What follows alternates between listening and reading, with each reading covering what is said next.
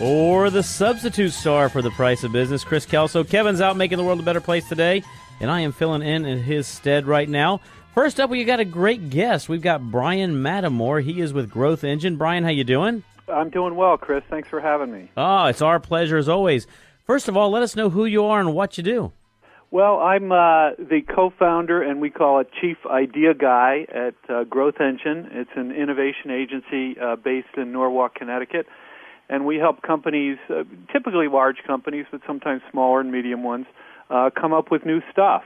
It could be new products, new services. We do strategic marketing, even creative cost-cutting. You know, you are right down my alley. One of my businesses that I was doing for a long time, I was actually a target costing implementation manager and associated with affordability analysis. It's very interesting. Talk a little bit about how a typical product comes to market and how you facilitate companies that are looking at bringing products to market.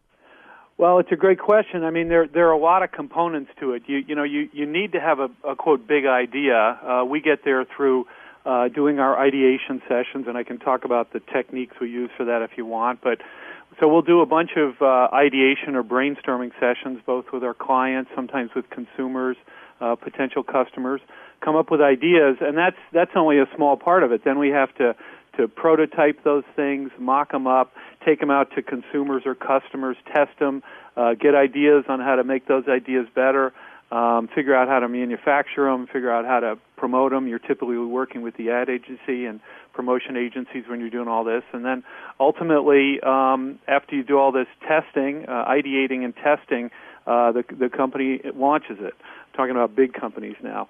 And for the smaller guy or the entrepreneur, you can follow some of the same disciplines with low-cost approaches as well. Well, you know, I definitely want to get into some of the items that you were talking about right there. But as you mentioned, I think it's pretty interesting because a lot of times bringing a product to market, it's, you know, as you mentioned, start off with that big idea.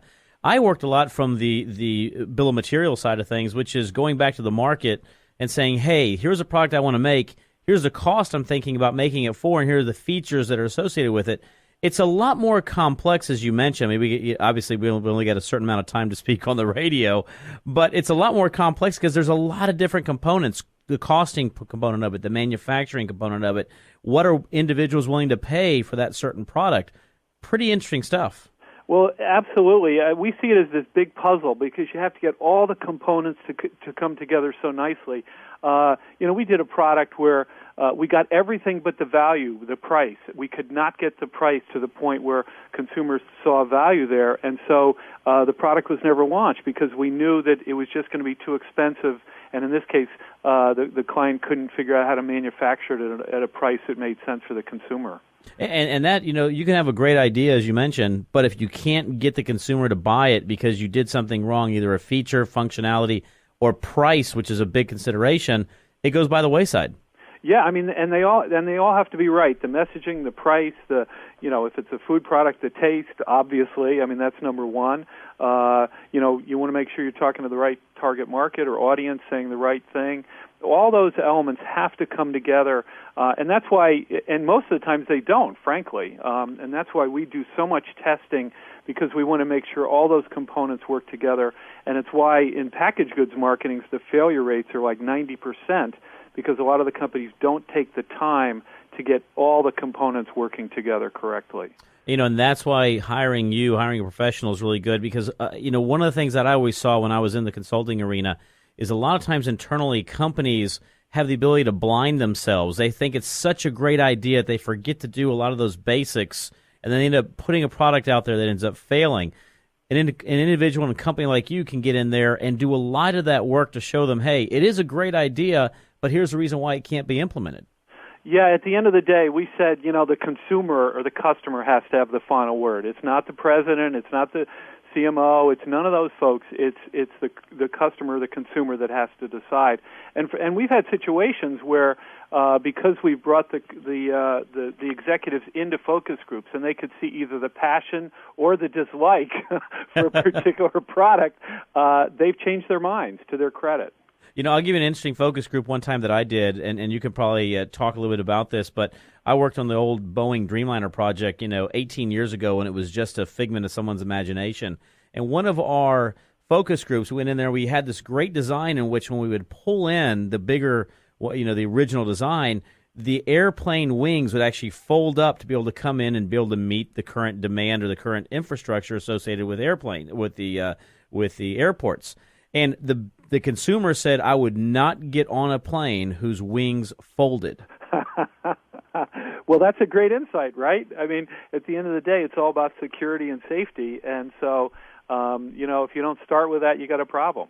That is correct. Now, you talked a little bit about at the very beginning when you come up with that big idea, sort of that process that you go through and some of the, and I forgot the exact words you termed, but I want to sort of go back to that and talk a little bit about that process and some of the ideas, sort of how that works when we originally started speaking. Well, I have a book coming out. It's coming out in November. It's called 21 Days to a Big Idea. It's really for the aspiring entrepreneur, innovation teams, but also individuals who are looking to come up with that big idea.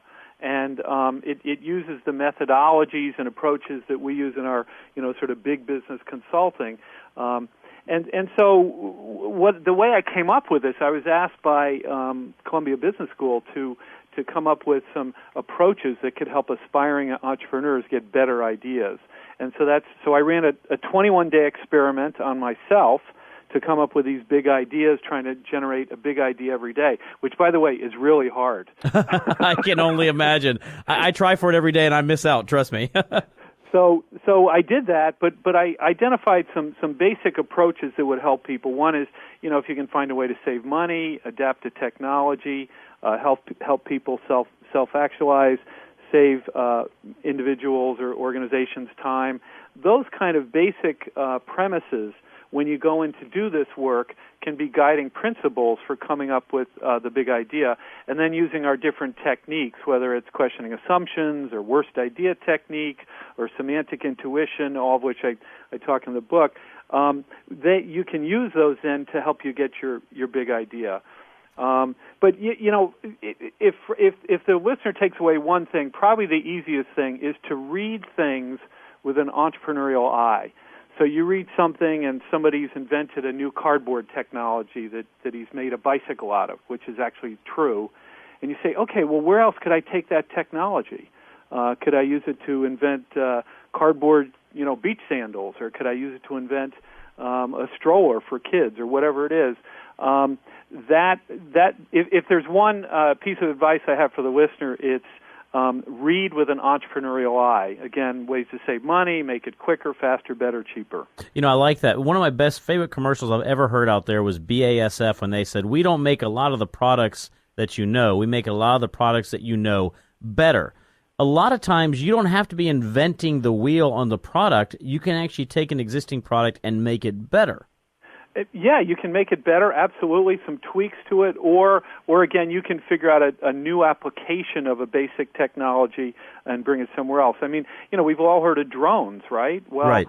Could you be creative about how you might use drones? Some of your listeners may know that there have been some promotions around the world where companies and brands have used drones to deliver products. So, delivering Pepsi-Cola at the beach or something. And so maybe you could build a service or a company that uses drones as an advertising mechanism, for instance. So it can be taking established things, known ideas, but figuring out creative ways to use them that people have never done before. That is awesome. Now, when is your book coming out again? Thank you for asking. It's coming out November 17th. It's called 21 Days to a Big Idea. It's published by Diversion Books. People can get it. They can advance order it on Amazon. Diversion Books, by the way, they published Mark Cuban's quote autobiography, and so they're fun guys to work with. Hey, not a bad company to be in, right there. Speaking of Mark Cuban. Yeah. Well, he's a local boy, right? Yes, absolutely. He's here. He's actually we're in Houston. He's in Dallas, but definitely a local guy from Texas. So a Texas local. That is correct. That is correct. Well, how can we reach you, by the way? We're.